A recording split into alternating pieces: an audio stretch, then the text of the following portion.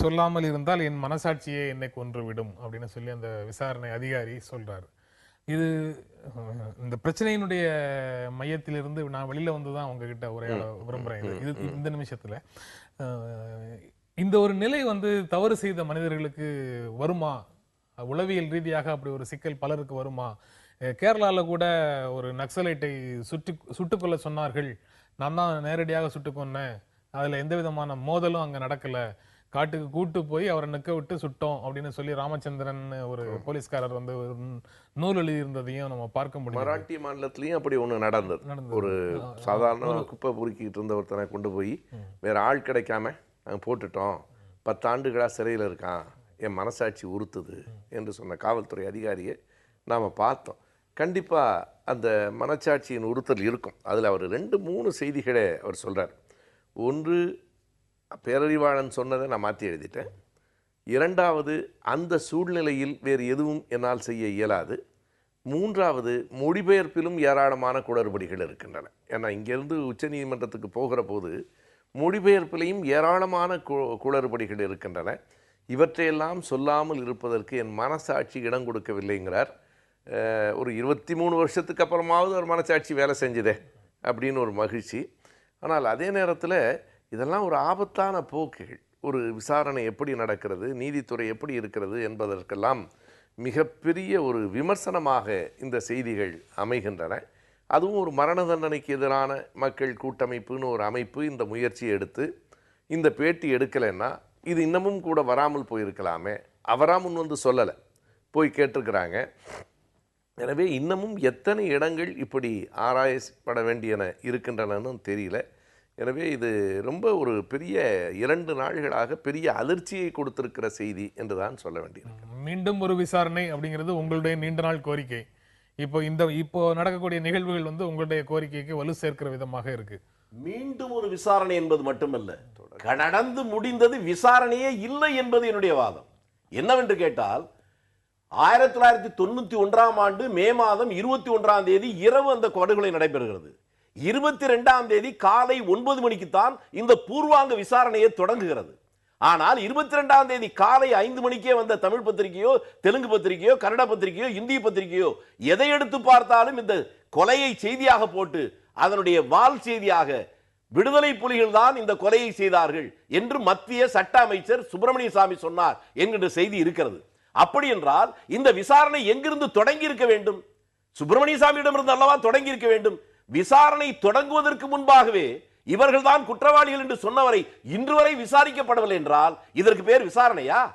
இதை விசாரித்த அந்த பொறுப்பில் இருந்தவர் உலகத்திலேயே இப்படிப்பட்ட சிறப்பான ஒரு விசாரணையை யாரும் நடத்தி கொள்ளவில்லை, நடத்தவே இல்லை என்று அவருக்கு அவரே சபாஸ் போட்டுக் கொண்டிருப்பது வேதனையான வெட்கக்கேடான ஒன்றாகவே நான் நினைக்கிறேன். மன்னிக்கிறேன், ஒரு சின்ன குறுக்கீடு. நீங்கள் சொன்னதுக்கு அடுத்து அவர் சொன்னது போல எனக்கும் தோன்றியது. இதே தொலைக்காட்சியில் தான் நேற்றைக்கு பார்த்து கொண்டிருந்த போது இதை விசாரித்த அந்த சிபிஐயினுடைய இயக்குனர் கார்த்திகேயன் அவர்கள் அவ்வளவு கோபப்பட வேண்டிய தேவையில்லை. அதாவது ரொம்ப தெளிவாக சொல்லணும்னா, ஒரு விசாரணையில் ஒரு பெரிய அவரே சொல்கிறார், அந்த அதிகாரி மனசாட்சி உள்ளவர், அவர் சொல்லுவது உண்மையாகத்தான் இருக்க முடியும்னு. ஒரு உண்மையாகத்தான் இருக்க முடியும்னு சொன்னதற்கு பிறகு மறு விசாரணை என்பது என்ன விளையாட்டா என்று கேட்டால் நான் கேட்கிறேன், எங்கள் உயிர் என்பது என்ன உங்களுக்கு விளையாட்டா? எந்த மனிதன் வேணாலும் தூக்கில் போடுவது விளையாட்டா?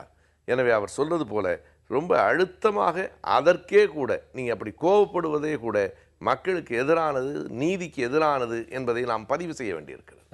நீங்க சொல்றது ஒரு பார்வை. அவங்க விசாரணை அதிகாரிகளுடைய பார்வையிலிருந்து யோசிச்சு பார்த்தோம்னா அவங்க வந்து பல்வேறு விதமான நெருக்கடிகளுக்கு உள்ள அந்த விசாரணையை நடத்தி முடிச்சிருப்பாங்க. அவங்க நம்பிய விஷயங்களை தான், அவங்க உறுதியாக சான்றுகள்னு நம்பிய விஷயங்களின் அடிப்படையில தான் அந்த விசாரணை முன்னெடுத்து நகர்ந்திருக்கும். அது எல்லாமே அவருடைய உழைப்பு, அவருடைய நம்பிக்கை எல்லாத்தையுமே தகர்க்கிற மாதிரி ஏதோ ஒன்று வந்து புதிதாக கிளம்பும் போது அவர்களுக்குள்ள ஏற்படக்கூடிய அவர்களிடமிருந்தே தான் வருகிறது. இன்னொரு செய்தி, யாருமே அவர்களை நீங்கள் உங்களுடைய விசாரணை உள்நோக்க முடியாது என்பது போல குற்றச்சாட்டுகளை எல்லாம் முன்வைக்கவில்லை. ஆனால் புதிதாக ஒரு உண்மை வருகிற நேரத்தில் அந்த உண்மையை மறைத்துவிட்டு இவர்களை காப்பாற்ற வேண்டும் என்பது நமக்கு தேவையில்லை. இவர்களை காப்பாற்றுவதல்ல, யாரை காப்பாற்றுவதும் நோக்கமில்லை, நியாயத்தையும் நீதியையும் காப்பாற்றுவது என்பதற்கான போராட்டம் தான் இப்போது தொடங்க வேண்டும் என்று சொல்லுங்கள். இல்ல, பல வழக்குகள்ல நீதியை காப்பாற்ற முடியாமல் போயிருக்குங்கிறதையும் கடந்த காலங்களில் அவசர அவசரமாக நிறைவேற்றப்பட்ட தூக்கு தண்டனைகள் மூலமாக கூட பார்க்க முடியுது. அது போன்று எதுவும் நடந்துவிடக் கூடாது அப்படிங்கிற எச்சரிக்கை உணர்வோட இந்த பிரச்சனையை கையாளும் தமிழ்நாடு அப்படின்னு நீங்க எதிர்பார்க்குறீங்களா? அப்படி நடக்க வேண்டும் என்பது என்னுடைய எதிர்பார்ப்பு. இதுல இவர்களுக்கு தூக்கு தண்டனை தந்த 3 நீதிபதிகளை ஒருவர் KT தாமஸ் அவர் என்ன சொல்கிறார்? பிலாத்தின் சபையில் இயேசு பிரானுக்கு ஏற்பட்ட அநீதியை போல நாங்கள் இந்த தீர்ப்பை அளித்து விட்டோம் என்று சொல்லியிருக்கிறார். அவர் சொன்னார், கார்த்திகேயன் என்னுடைய அதிகாரிகள் மிக சரியாகத்தான் சொல்லியிருக்கிறார்கள், உண்மையைத்தான் சொன்னார்கள் என்று சொல்லுகிறார். நானும் அதைத்தான் சொல்லுகிறேன். அவருடைய தலைமை புலனாய்வு அதிகாரி ரகோத்தமன் சொல்லியிருக்கிறார் அவருடைய புத்தகத்திலே, சில பேரை விசாரிப்பதற்கு எனக்கு என்னுடைய தலைவர் அனுமதிக்கவில்லை என்பதை குறிப்பிட்டிருக்கிறார்.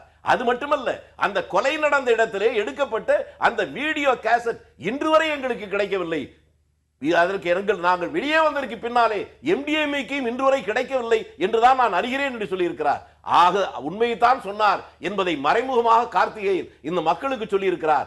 அவருக்கு நன்றி சொல்ல வேண்டும். அவர் கோபப்பட்டதிலே ஒரு நியாயம் இருக்கிறது. குற்றம் உள்ள நெஞ்சு குறுகுறுக்கிறது.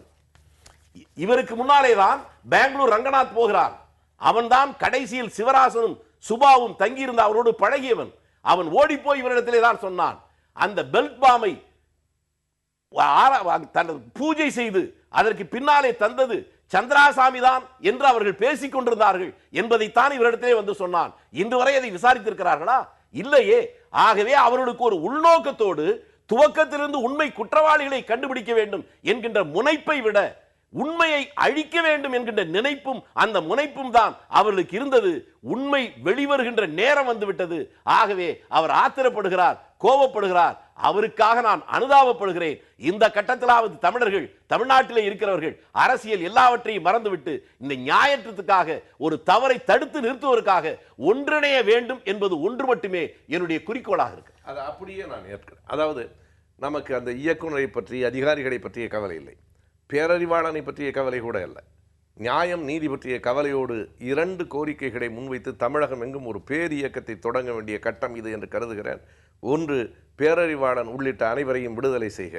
2, மீண்டும் ராஜீவ்காந்தி கொலை வழக்கில் விசாரணையை தொடக்கத்திலிருந்து தொடங்குக என்பதில் நண்பர் வேலுச்சாமி சொன்னது போல கட்சி எல்லைகளையெல்லாம் கடந்து கூட அனைவரும் ஒருங்கிணைய வேண்டிய கட்டம் வந்திருக்கிறது. இது நீதியை, நியாயத்தை காப்பாற்றுவதற்கான ஒரு போராட்டம். தமிழக வழக்கறிஞர்களுடைய மனு CBI டைரக்டர்கிட்ட இருக்கு. அதுபோக உச்ச நீதிமன்றத்திலையும் மறு விசாரணைக்கான மனுக்கள் போடப்படும். நீங்க அரசியல் இயக்கங்களும் அது தொடர்பாக நடத்துவேன் அப்படின்னு சொல்லி 2 பேருமே சொல்றீங்க. அது என்னென்ன நடக்குது அப்படிங்கிறத அடுத்த வரும் நாட்களில் புதுப்பித்தங்களில் நம்ம விவாதிக்கலாம். இன்று செய்தித்தாள்களில் இருக்கக்கூடிய வேறு 2 செய்திகளை சொல்லி நிகழ்ச்சி நிறைவு செய்யலாம்னு நினைக்கிறேன். கூண்டுக்கிளியாக இருக்கக்கூடிய CBI விடுவிக்க உதவுங்கள் அப்படின்னு சொல்லி உச்சநீதிமன்றத்தில் CBI கேட்டுக்கிட்டு இருக்குது. 1, தவறான வழிகாட்டுதலால் வன்முறை பாதையில் சென்ற இளைஞர்களை மன்னிக்க தயார்னு மத்திய உள்துறை அமைச்சர் ஷிண்டேயும் சொல்லியிருக்கிறாரு. இந்த 2 செய்திகளும் இப்போ பேசிய சப்ஜெக்டோட தொடர்புடையதுன்னு நான் சொல்லலை. ஆனால் இன்று தனியாக இருந்த செய்திகளையும் இங்கே பதிவு செய்துட்டு நம்ம நிகழ்ச்சி நிறைவு செய்யலாம்னு நினைக்கிறேன். இந்த நிகழ்ச்சியில் பங்கேற்று உங்களுடைய கருத்துக்களை பகிர்ந்து கொண்டதற்காக புது புது நிகழ்ச்சி உங்கள் இருவருக்கும் நன்றி தெரிவித்துக் கொள்கிறது. நன்றி, வணக்கம். மீண்டும் சந்திப்போம். நன்றி, வணக்கம்.